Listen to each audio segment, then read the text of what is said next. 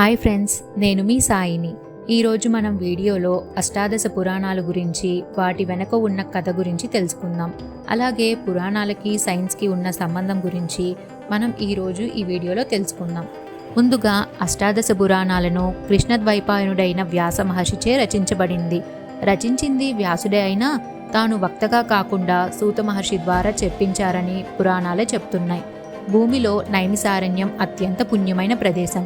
సౌనక, మైత్రేయాది మునులెందరో అక్కడ ఆశ్రమాలు నిర్మించుకొని జపతపాదులను ఆచరిస్తూ ఉంటారు. ఒకానొక సమయంలో సూత మహర్షి తీర్థయాత్రలు చేస్తూ నైమిసానికి వెళ్తాడు. ఈ సూత మహర్షి ఎవరో కాదు, మన వ్యాసుని శిష్యుడైన రోమహర్షణుడు కుమారుడే ఈ సూత మహర్షి. ఈ సూత మహర్షిని చూడగానే అక్కడి నైమిసారణ్య వాసులందరూ స్వాగతం పలికారు. ఆయనకు తగిన సత్కార్యాలు చేశారు. ఒకనాడు సౌనకుడు మొదలైన మహామునులు దీర్ఘసత్రయాగం చేస్తున్నప్పుడు అక్కడ ఉన్న మునులందరూ సూత మహర్షిని పురాణాల గురించి వివరించమని కోరతారు. వారి కోరికకు సూతుడు సంతోషించి, మహర్షులారా, నిత్యం పుణ్య కథా శ్రవణం చేస్తున్న మీరు ఎంతో ధన్యులు. మీ దర్శనంతో నేను ధన్యుడిని అయ్యాను అని ఈ క్రింది విధంగా చెప్తారు సూత మహర్షి. పురాణాలు మొత్తం 18. ఇవన్నీ కూడా ఒక్కొక్క సమయంలో ఒక్కొక్కరి చేత చెప్పబడ్డాయి. అష్టాదశ పురాణాలను సాక్షాత్ విష్ణు స్వరూపంగా పోల్చారు. 18 పురాణాల్ని శ్రీ మహావిష్ణువు శరీరంలోని 18 అంగాలుగా భావిస్తారు. అయితే ఈ పురాణాలు అన్నీ ఒకేసారి మనం గుర్తుపెట్టుకోలేమని సత్రయాగం చేస్తున్నప్పుడు సూతుడు అక్కడ ఉన్న ఋషులకు ఈ క్రింది శ్లోకాన్ని చెప్తారు. మద్వయం భద్వయం చైవ భ్రత్రయం వ చతుష్టయం అనాపద్లింగ కూస్కాని పురాణాన్ని పృథక్ పృథక్.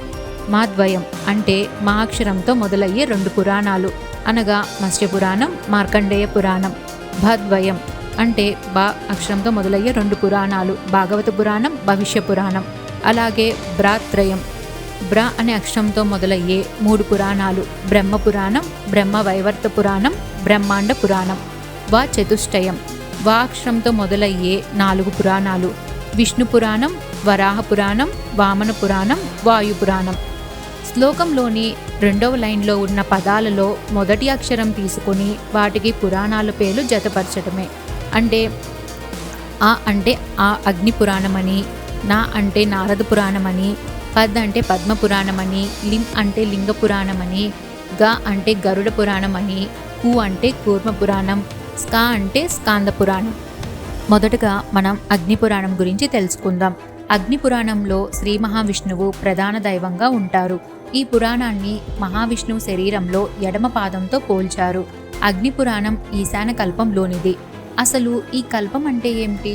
కల్పం అంటే హిందూ మరియు బౌద్ధ శాస్త్రంలో విశ్వం యొక్క సృష్టి స్థితి లయాల మధ్య గడిచే ఒక దీర్ఘకాలం అని, అంటే బ్రహ్మ యొక్క ఒక రోజు అని అర్థం. ఇది సుమారు 4.32 బిలియన్ల సంవత్సరాలకు సమానం, లేదా 1000 మహాయుగాలకు సమానం అని అంటారు. ఇది 8-9 శతాబ్దాల మధ్య రూపుదిద్దుకున్నదని ఒక అభిప్రాయం ఉంది. ప్రస్తుత కాలంలో మనం చూసుకుంటే అసలు ఈ పురాణం అంతకంటే చాలా పురాతనమైనదని భావించవచ్చు. అగ్ని పురాణం అగ్నిదేవుడు వశిష్ఠుడికి బోధించాడు. ఇందులో విష్ణువు అవతారాల గురించి, విశేషించి రామావతారం, కృష్ణావతారాల గురించి, పృథ్వీ గురించి ఉంది. యాగ పూజా విధానాలు, జ్యోతిష్య శాస్త్ర విషయాలు, చరిత్ర, యుద్ధము, సంస్కృత వ్యాకరణము, ఛందస్సు, న్యాయం, వైద్యం, యుద్ధ క్రీడలు వంటి అనేక శాస్త్రాలకు సంబంధించిన విషయాలు ఇందులో వివరించారు. అగ్ని పురాణంలో మొత్తం 15,400 శ్లోకాలు ఉన్నాయి. కానీ ప్రస్తుత కాలంలో 11,457 శ్లోకాలు మాత్రమే ప్రాచుర్యంలో ఉన్నాయి. మధ్యయుగంలో జరిగిన శైవ వైష్ణవ గొడవల వల్ల కొన్ని శ్లోకాలు జోడించారు అని వాదన కూడా ఉంది. ఇక 2వ పురాణమైన నారద పురాణం గురించి తెలుసుకుందాం. ఈ పురాణంలో 25,000 శ్లోకాలు ఉన్నాయి. ఈ నారద పురాణాన్ని శ్రీ మహావిష్ణువు నాభితో పోల్చారు. నారద పురాణంలో పూర్వార్ధం, ఉత్తరార్ధం అని 2 భాగాలు ఉన్నాయి. పూర్వార్ధం బ్రహ్మమానస పుత్రులైన సనక మహర్షి నారదుడికి వివరించారు. 2వ భాగం అయిన ఉత్తరార్ధంలో వశిష్ఠ మహర్షి మాందాతకు బోధించారు. నారద పురాణం అనేది బృహత్ కల్పంలోనిది. ఈ పురాణంలో వేదాంగాల గురించి, మంత్రముల గురించి, వివిధ దేవతా కవచాల గురించి చెప్పబడింది. ఉత్తర భాగంలో మోహిని రుక్మాంగద చరిత్ర ఉంది. ఈ రుక్మాంగద చరిత్రానికి బృహన్నారదీయం అని కూడా అంటారు. నారద పురాణంలో విశేషంగా జ్యోతిష శాస్త్ర విశేషాలు, మంత్రశాస్త్ర విశేషాలు చెప్పబడ్డాయి. నారద పురాణాన్ని మంత్రశాస్త్ర సంగ్రహం అని చెబుతారు. ఇందులో ఆదిత్య, అంబిక, విష్ణు, శివ, గణపతి, నవగ్రహ మంత్రములు, కార్తవీర్య మంత్రము, హయగ్రీవ మంత్రోపాసన, హనుమాన్ మంత్రం గురించి చెప్పబడింది. ఉత్తర భాగంలో వివిధ పుణ్యక్షేత్రాల గురించి చెప్పబడింది. కాశీ, గయా, ప్రయాగ, పురుషోత్తమ క్షేత్ర, పుష్కర క్షేత్రం, గోకర్ణ క్షేత్రం, రామసేతు, అవంతి తీర్థం, ద్వాదశి, ఏకాదశి వ్రత విధానం గురించి చెప్పబడింది. మూడవ పురాణమైన పద్మపురాణం గురించి మనం తెలుసుకుందాం. హిందూ పవిత్ర గ్రంథాలైన అష్టాదశ పురాణాల్లో పద్మపురాణం ఒకటి. ఈ పురాణాన్ని శ్రీ మహావిష్ణువు హృదయంతో పోల్చారు. ఈ పురాణం పద్మకల్పంలోనిది. ఈ పురాణాన్ని స్వయంభూ మనువు బ్రహ్మకు బోధించారు. ఇందులో ఎక్కువగా విష్ణువు గురించి ప్రస్తావన ఉంటుంది. సాధారణంగా విజ్ఞాన సర్వస్వంలో ఉండే అంశాలు చాలా ఉన్నాయి. వీటిలో 2 ముఖ్యమైనవి.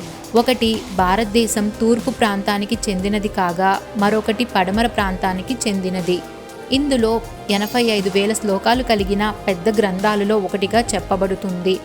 ఇందులో సృష్టి నిర్మాణం, పురాణాలు, వంశచరిత్రలు, భూగోళ శాస్త్ర సంబంధ విషయాలు, నదులు, ఋతువులు, దేవాలయాలు, భారతదేశంలోని వివిధ పుణ్యక్షేత్రాలు, ముఖ్యంగా రాజస్థాన్లోని బ్రహ్మ దేవాలయం, తీర్థయాత్రలు, వాల్మీకి రామాయణంలోని సీతారాముల కథ కన్నా భిన్నమైన కథనం, పండుగలు, ఎక్కువగా విష్ణువును కీర్తించే గాథలు, నీతి నియమాలు, అతిథి ఆదరణ, యోగా, ఆత్మను గురించి తాత్విక వివరణ, అద్వైతం, మోక్షం లాంటి అంశాలను గురించి పద్మపురాణంలో చెప్పబడింది. తర్వాతది లింగపురాణం. అష్టాదశ మహాపురాణాల్లో 11వ పురాణం శ్రీ లింగ మహాపురాణం. లింగపురాణాన్ని శ్రీ మహావిష్ణువు కుడి చీలి మండతో పోల్చారు. ఈ పురాణాన్ని పరమేశ్వరుడు నారదుడికి బోధించారు. ఈ పురాణం కల్పాంత కల్పంలోనిది. ఇందులో ప్రధానంగా శైవ సాంప్రదాయాల గురించి వివరించబడింది. లింగ పురాణంలో ప్రధానంగా పూర్వ భాగం, ఉత్తర భాగం అని 2 విభాగాలున్నాయి. ఇందులో ఉత్తర భాగం కన్నా పూర్వ భాగం పెద్దది. మొదటి అధ్యాయాలలో ఇది శ్వేతాశ్వతార ఉపనిషత్తులో పేర్కొన్న విధంగా సృష్టి నిర్మాణాన్ని గురించి వివరించబడింది. ఖగోళ శాస్త్రం విషయానికి వస్తే సూర్యుడు, చంద్రుడు, గ్రహాలు, నక్షత్రాలు, వాటి వెనుక గల పురాణ కథలన్నీ గురించి చెప్పబడింది. ఇక భూగోళ శాస్త్రం విషయానికి వస్తే ఈ భూమి మీద 7 ఖండాలున్నాయి. వాటిలో ఉన్న పర్వతాలను, నదులను, అక్కడి ఏమేం పెరుగుతాయో ఈ లింగ పురాణం తెలియజేస్తుంది. ఇక 5వది గరుడ పురాణం గురించి తెలుసుకుందాం. గరుడ పురాణాన్ని శ్రీ మహావిష్ణువు యొక్క శరీరంలో మచ్చతో పోల్చారు. ఇది వైష్ణవ సాంప్రదాయానికి చెందిన పురాణం. ఈ పురాణం శ్రీ మహావిష్ణువు చేత అతని వాహనమైన గరుడునకు ఉపదేశించబడింది. అందుకే ఈ పురాణానికి గరుడ పురాణం అని పేరు వచ్చింది. ఈ పురాణంలో మొత్తం 18,000 శ్లోకాలు ఉన్నాయి. ఈ పురాణంలో ముఖ్యంగా మనిషి మరణించిన తర్వాత వెళ్ళే నరకలోకం గురించి వివరించబడింది. ఇంకా మానవుడు చేసే వివిధ పాపాలు, వాటికి నరకలోకంలో విధించే శిక్షలు, పాపాలు చేస్తే వాటి ప్రాయశ్చిత్తం, పుణ్యం సంపాదించుకునేందుకు వివిధ మార్గాలు, పితృకార్యాల వర్ణన గురించి ఉంటుంది. శ్రీ మహావిష్ణువు గరుత్మంతునికి 4వ అధ్యాయంలో వైతరిణి నది గురించి వివరించాడు. పాపాత్ములు మాత్రమే యమపురి దక్షిణ ద్వారం నుండి పోవలసి ఉంటుంది. దక్షిణ మార్గంలో వైతరిణి నది ఉంటుంది. దక్షిణ మార్గంలో వెళ్ళవలసిన దుర్గతి మనిషిగా పుట్టి చేయకూడని పాపాలు చేయడమేనని పురాణంలో చెప్పబడింది. బ్రహ్మహత్య, శిశుహత్య, గోహత్య, స్త్రీహత్య చేసేవారు, గర్భపాతం చేసేవారు, రహస్యంగా పాపపు పని చేసేవారు, గురువులు, పండితులు, దేవతలు, స్త్రీ శిశువులను హరించేవారు, తీసుకున్న అప్పు తీర్చని వారు, ఒకరు దాచిన ద్రవ్యాన్ని దొంగలించేవారు, విషాన్నం పెట్టి ఇతరులను హత్య చేసేవాళ్ళు వైతరిణి నది దాటి వెళ్ళవలసినదే. ఈ గరుడ పురాణం చాలా పెద్దది. దీని గురించి క్లుప్తంగా మరొక వీడియోలో చెప్పుకుందాం. ఇక మిగతా 13 పురాణాల గురించి మరొక వీడియోలో తెలుసుకుందాం. వీడియో నచ్చితే లైక్ చేసి మీ ఫ్రెండ్స్ అండ్ ఫ్యామిలీ మెంబర్స్కి షేర్ చేయండి. అలాగే ఛానల్ని సబ్స్క్రైబ్ చేసుకోవడం మర్చిపోకండి.